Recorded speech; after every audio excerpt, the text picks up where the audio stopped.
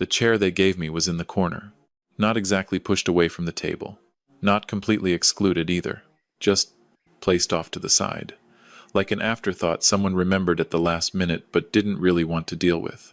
I sat down without saying a word, unfolded my napkin, and watched Gerald Whitfield pour wine for everyone at the table. His wife, his son, his daughter, my son before reaching behind the cart for a different bottle to fill my glass. A different bottle. A cheaper bottle. The label was turned away so I couldn't read it, as if he was doing me a favor by hiding it. And my son Caleb, my boy, the kid I raised alone from the time he was 2 years old. Caleb looked at his water glass and didn't say a single word. And in that exact moment, sitting in the corner of a Buckhead mansion, wearing a polo shirt I had deliberately bought to look like someone who didn't belong there, I made a decision that would change every relationship in that room before the night was over. Because what Gerald Whitfield didn't know, what no one in that room knew, was what the man they had just served the cheap wine to was truly holding. My name is Raymond Cole. I am 57 years old. I run a cybersecurity and digital infrastructure firm that I built from a single-bedroom office in southwest Atlanta with one laptop and a government contract nobody else wanted because the paperwork was too complicated. That was 19 years ago. These days, my company holds federal clearance-level contracts, has been on the Forbes technology list 3 times, and cleared just under $40 million in revenue last year. My executive assistant Michelle manages a calendar that includes names I'm not supposed to drop in casual conversation. My wine cellar at home holds a bottle of 2014 Opus 1 I've been saving for Caleb's next big milestone. Caleb has no idea any of this exists. I want to explain why because I know how it sounds. Rich man pretends to be poor, plays games with his own kid. Hides the truth for what? Pride? Control? I understand why that looks manipulative from the outside. But the real reason starts with a woman named Lorena, and a night I've never fully let go of. Lorena was Caleb's mother. We were 26 when he was born, married young, struggling the way most young couples struggle when ambition is bigger than the bank account. I was working 60-hour weeks building something she couldn't see yet. She could only see what wasn't there, the car that wasn't new, the apartment that wasn't big enough, the vacations we didn't take. When Caleb was 22 months old, she told me she was leaving, that she hadn't signed up to raise a child in this, that I was never going to be the kind of man who could give her the life she wanted. Her exact words. I've carried them for 55 years. I still hear them when I pull into the driveway of my modest-looking house in a neighborhood where nobody knows my net worth. I held Caleb while he cried for 3 nights straight. He was too young to know what he was crying for. I knew exactly what I was crying for. And I made myself a promise in that apartment that I would raise this boy to understand that a person's worth has nothing to do with what they can hand you. I would raise him to earn his own way. I would keep my success invisible, until I was absolutely certain that the love in his life was built on something real. And for 26 years, it worked. Caleb graduated with honors, built his own career in marketing, never once came to me asking for a handout, only occasionally for a shared meal when things were tight, which is all any good parent really wants anyway. I was so proud of him I could barely stand it. Then he called me 3 weeks ago with a nervous energy I hadn't heard since his high school driving test. He had been with his wife Brittany for 3 years, married for 1. The Whitfields' Brittany's parents had apparently been requesting this dinner since the wedding, and Caleb had been strategically running interference on my behalf. He finally ran out of excuses. Dad, they really want to meet you. I just need you to make a good impression. Okay? Maybe don't mention the focus. And if anybody asks about work, just say IT consulting. Keep it simple. Keep it simple. I remember sitting in my car outside my office building after that call, looking at the reflection of my building in the glass tower across the street, the building that has my company's name on the directory, and thinking, my son is ashamed of me. The morning of the dinner, I stood in my walk-in closet and chose carefully. On the left side, Italian suits, custom shirts, 2 pairs of dress shoes that cost more than most people's monthly car payments. On the right side, what Caleb has always seen. A faded blue polo from a big box store, khaki pants hemmed slightly wrong, brown loafers with a small scuff I'd kept specifically for occasions like this. I put on the polo, the khakis, the loafers, looked in the mirror, looked like exactly what the Whitfields expected to see. I almost felt sorry for them. Almost. The Whitfield estate sits on 3 acres in Buckhead, The kind of property that announces its own importance before you get to the gate. Perfectly edged hedges, circular driveway with a fountain at its center. 3 luxury vehicles in visible parking, arranged like a still life. I parked my 2009 Ford Focus on the street between a landscaping trailer and a catering van, exactly where Caleb had instructed me to park. I walked to the side entrance he'd specified. I rang the bell. The woman who answered looked at me the way people look at an unexpected package, confused, slightly inconvenienced. "Can I help you?" "I'm Raymond, Caleb's father. I'm here for dinner." Her expression reorganized itself into something professionally neutral. "Of course. Please follow me." The foyer was larger than the entire ground floor of my visible house. Real marble. Original artwork I recognized from a gallery I'd attended in New York. One piece I knew had been purchased at auction for north of $200,000. A chandelier overhead that probably cost more than the Ford sitting outside. I noted all of this calmly, the way you note weather. It was information, not intimidation. Caleb spotted me from across the room and his face did something complicated. Relief that I'd arrived. Horror at the polo. He crossed to me fast. "Dad. Hey, you made it." He hugged me, and I could feel him scanning my outfit over my shoulder. Gerald Whitfield rose slowly from his chair, silver-haired, deeply tanned in the way that comes from a life of leisure rather than labor. He extended a hand with a grip designed to communicate dominance firm, just a half-second too long. "Raymond, we've heard so much about you." The way he said it suggested that what he'd heard had not been reassuring. Diane Whitfield did not stand. She extended one hand from her seat, wrist slightly elevated, the way royalty extends a hand for kissing. She said, "How lovely. You must be exhausted, the traffic coming from... Where is it you live?" When I named my neighborhood, she repeated it back with the specific tone that people use to describe mild inconveniences. How quaint. Then there was Preston Brittany's brother. Late 20s, soft in the way that comes from never being hungry, wearing a Wharton alumni shirt like a credential. He gave me a small wave from across the table. Not a standing wave. A finger wave. Like I was someone he might tip. "I want to stop here for a moment and tell you something honestly. I have sat across from senators. I have been in rooms with people who have enough power to change the trajectory of entire industries. None of them ever made me feel as small as that finger wave. Not because Preston had power over me, but because he had no idea he didn't." The seating arrangement confirmed everything. Gerald at the head of the table, Diane at the opposite end, Preston and Brittany flanking their mother, Caleb beside Brittany, and me at a chair that had been added to the corner, not quite at the table. Not quite excluded. The purgatory position, the "you don't quite belong here, but we're too polite to say so" seat. I sat down. I kept my face pleasant. I folded my hands and waited. The first course arrived, 3 leaves of something purple on a plate, with a decorative drizzle that cost more per gram than saffron. Diane explained it was prepared by their personal chef, trained in Lyon. I nodded appreciatively. I have a chef at my second property who trained in the same city. I said nothing. Gerald began his assessment immediately. "So, Raymond, IT Consulting, is that right? Small businesses, I imagine? Local work." I said I worked with clients of varying sizes. He nodded the way people nod when they've already decided the answer doesn't interest them. Preston jumped in. "That must be tough in this market. All the real disruption is happening in AI infrastructure. I'm actually developing a platform right now that's going to redefine how companies think about digital identity." I looked at him steadily. 3 years of development?" He blinked. "How did you... Yes. Roughly.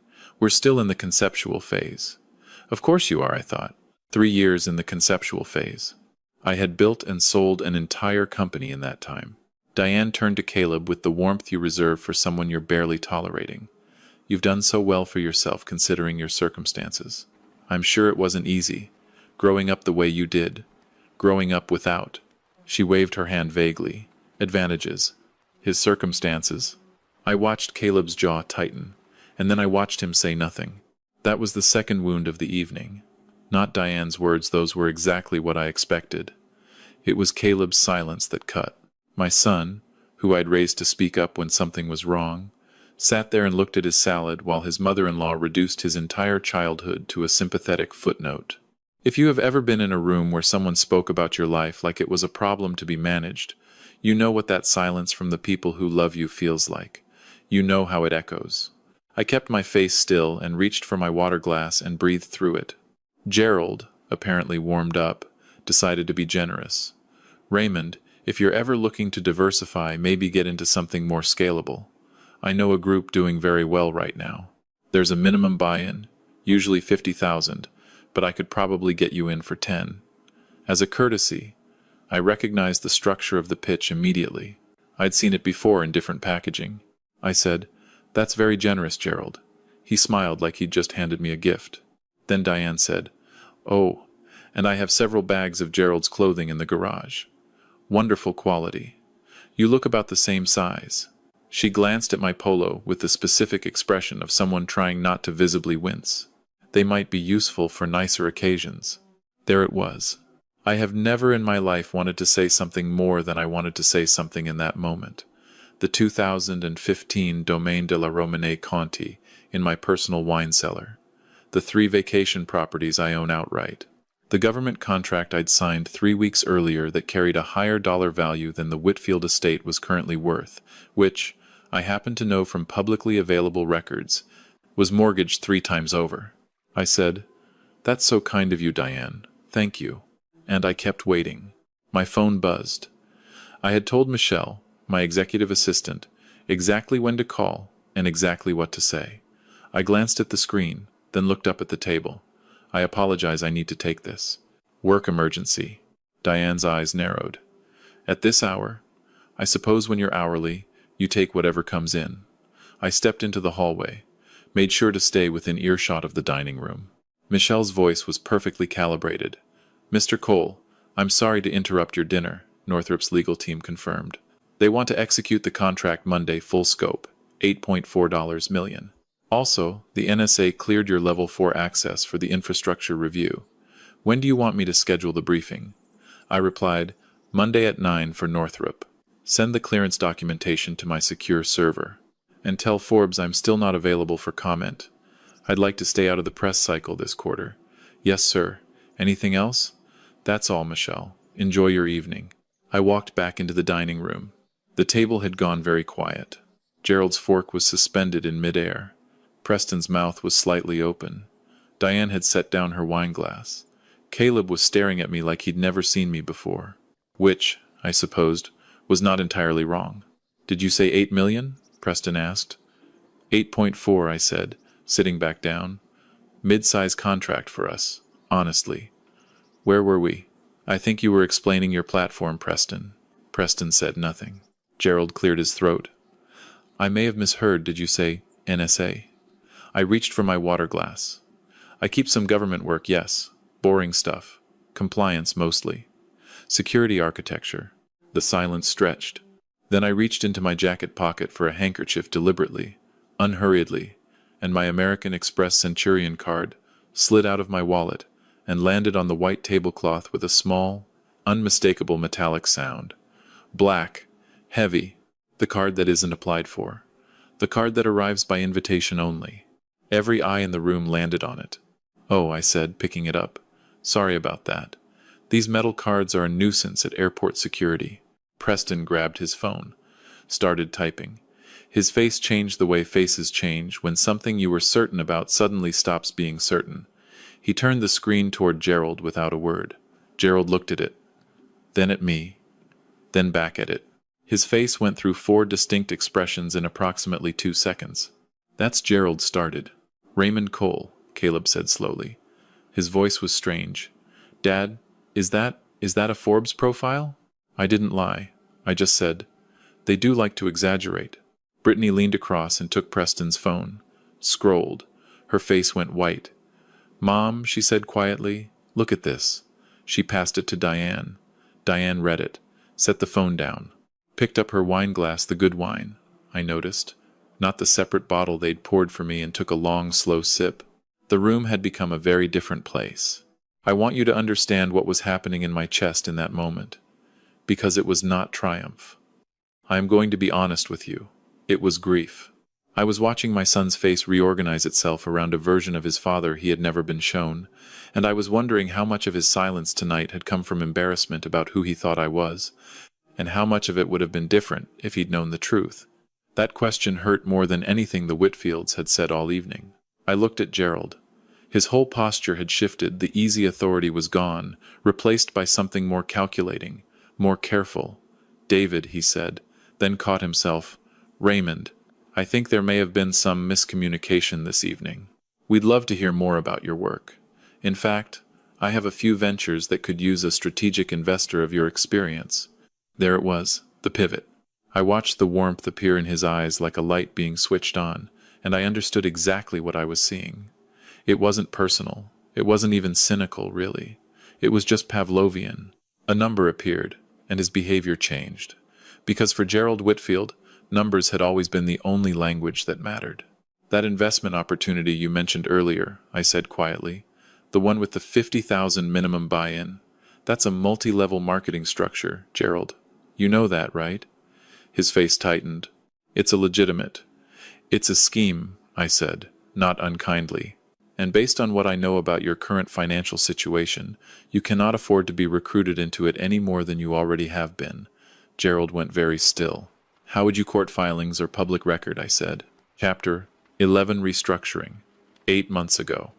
I believe the initial filing listed $2.3 million in unsecured debt. The house is mortgaged 3 times. The vehicles are leased. I know because I checked before I came tonight. I wanted to understand who my son had married into. I needed to know if you were people of substance or people of performance. Gerald's face had gone the specific gray of someone who has just been seen through completely. Victoria Diane sat perfectly still, her hand pressed flat on the table. I turned to Preston. "The app you've been developing for 3 years, the one about redefining digital identity, I'd encourage you to look up a company called Frameshift Tech. They launched the same concept in 2022 and shut down in 14 months. But more importantly, and I say this because Brittany loves you, nobody is going to fund a concept from someone who has never written a single line of code. If you want to build something real, I know people who run legitimate technical boot camps. Not theory, actual skills." Preston looked at the table. I looked at Diane. "That wine you've been pouring for me, the one from the separate bottle, it's a 2016 Cakebread Cellars Reserve. It retails for around $260. The bottle you've been serving everyone else is about $40 at Total Beverage. You made the wrong call on that one." Diane's wine glass hit the table harder than she intended. But none of that was why I stood up. I stood up because of Caleb. I looked at my son, my boy, who I had held in a small apartment in southwest Atlanta, when he was not yet 2 years old, who I had raised alone, who I had watched become the kind of man I had prayed he would become. And I said, as quietly and as clearly as I could manage, "You didn't say a word, son. Not once. They called your childhood a disadvantage. They offered your father charity clothes. They poured me a different bottle of wine. And you sat there and looked at your water glass. I need you to understand what that felt like." Caleb's face crumpled. The table went so still I could hear the fountain running outside. "I didn't raise you to fit in," I said. "I raised you to stand up. And tonight you chose their approval over your father's dignity. I need to know if that is the man you want to be." I picked up my jacket from the corner chair, the purgatory chair, and walked to the door. The drive down the Whitfield driveway felt like exhaling after holding my breath for 3 hours. I sat in my focus on the street and did not turn the key. I just breathed. The adrenaline was dissolving into something heavier, sadder. I had done what I came to do. I had seen what I needed to see. But it still hurt. It always hurts when you're right about something you were hoping to be wrong about. The passenger door opened. Caleb climbed in. His eyes were red. His voice, when he spoke, was the voice of a much younger version of him, the voice I remembered from the night he didn't make the travel baseball team, sitting in this same kind of car. "Dad, I'm so sorry. Please talk to me." I stared at the steering wheel for a long moment. Then I told him about Lorena, about the night she left, about the promise I made in that apartment while he cried and didn't know what he was crying for. "I wanted you to love me as your father," I said, "not as a resource. And I wanted to raise you to know the difference between a person's value and their bank account. But tonight I watched you fail that test, Caleb. Not because you're a bad person, because you got scared. And scared people go quiet." He was crying. "I know," he said. "I know I did. And I don't have an excuse. I wanted them to accept me. And somewhere along the way, I started performing for them instead of being myself. The back door opened. Brittany got in. She had clearly been crying for longer. She looked at me directly, which took courage, and she said, "Mr. Cole, I am ashamed of my family. I have been ashamed of them for years. I just didn't have the language for it until tonight. I watched my parents become completely different people the moment they found out what you were worth, and I don't want to live like that. I don't want to raise children who live like that." I looked at these two young people in my Ford Focus on a Buckhead street at 9:30 at night, and I felt something shift. Not triumph. Something quieter and more durable than that. Hope, maybe. The old-fashioned kind. Here is what this night taught me, and I have thought about it many times since. Money does not change people. It reveals them. It takes what is already there and makes it visible. The Whitfields showed me their real values the moment they thought I had nothing to offer them. And Caleb showed me something too, not his worst self, but his most frightened self. There is a difference. The frightened self can be worked with. The frightened self can learn. I told them both. You want to build something real? Then you start from the bottom. I will teach you what I know, not give you what I've built. You will make mistakes. You will have months where it doesn't work, and you will be better for all of it, if you do it honestly. Deal, they both said, almost in unison. 7 months later, Caleb and Brittany launched a small digital marketing consultancy out of their apartment. They drive used cars. They live within what they earn. They call me on Sunday evenings and we talk about strategy and mistakes and what they're learning. Last month, they landed their third client. Caleb called me at 7 in the morning, voice cracking, to tell me. I pulled over to the side of the road and cried in my Focus. Good tears. The Whitfields lost the Buckhead house 4 months after that dinner. Gerald and Diane are renting now in a suburb 30 minutes outside the city. Preston took a junior developer position at a startup entry level. Real work. Actual code. Last I heard, he was doing well. Sometimes the bottom is the only honest starting point. I still drive the Focus. I still wear the polo shirts. I still park on the street when I don't need to make a statement. Because the car doesn't tell you where you're going. It just takes you there. And where I'm going, I already know. I'm going toward a Sunday dinner with my son and his wife in a small apartment where the furniture doesn't match, the pasta might be slightly overcooked, and the conversation is completely real. That, it turns out, is worth more than anything in any wine cellar anywhere. Now I want to hear from you. Drop a 1-inch the comments if you think Raymond was right to keep his secret. All those years, some lessons have to be earned, not handed down. Drop a 2 if you think Caleb deserved to know the truth earlier. Or drop a 3 if you've ever been in a room where someone looked right through you, and you want Raymond to know he is not alone in that. Tell me where you're watching from, and what time it is there right now. I read every single comment, and it is the only reason I keep telling these stories. If this hits something real in you, if you've ever hidden who you are to protect what matters, or stayed quiet when you should have spoken up, or watched someone you love choose the wrong approval, then sit with this question tonight. Whose version of you are you performing, and what would it cost you to stop? If you are new here and this story found its way to you, please consider subscribing. I share stories like this because I believe the truest things we carry deserve to be said out loud. I would love to have you here for the next one. This is a fictional story inspired by real emotional experiences, fully rewritten and reimagined, set in Atlanta, Georgia, to create original content. Any resemblance to real people, families, or events is entirely coincidental.